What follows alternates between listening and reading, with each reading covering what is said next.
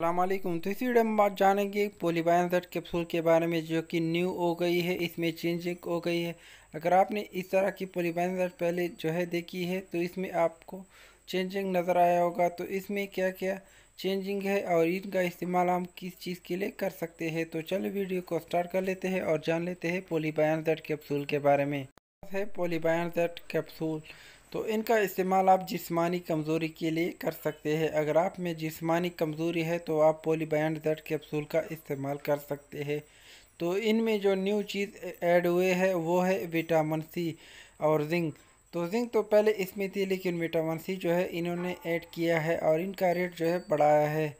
तो इनका इस्तेमाल आप जिस्मानी कमज़ोरी के लिए कर सकते हैं। अगर आपकी जिस्मानी कमज़ोरी है, खून की कमी है या वैसे अड़ी वगैरह में कमज़ोरी है, तो आप पॉलीबेंज़ोएट कैप्सूल का इस्तेमाल कर सकते हैं। तो इनकी अगर हम प्राइस की बात कर ले तो ये आपको तकरीबन 265 रुपये के दरमियान में जो है 30 टैबलेट मिल जाएंगे।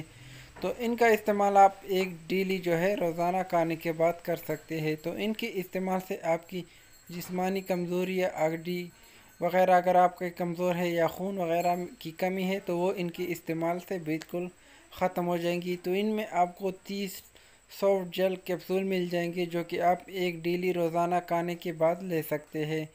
तो इनमें आपको विटामिन सी जो है एक्स्ट्रा मिल जाएगा, जिनके इस्तेमाल आप कैल्शियम की कमी के लिए कर सकते हैं।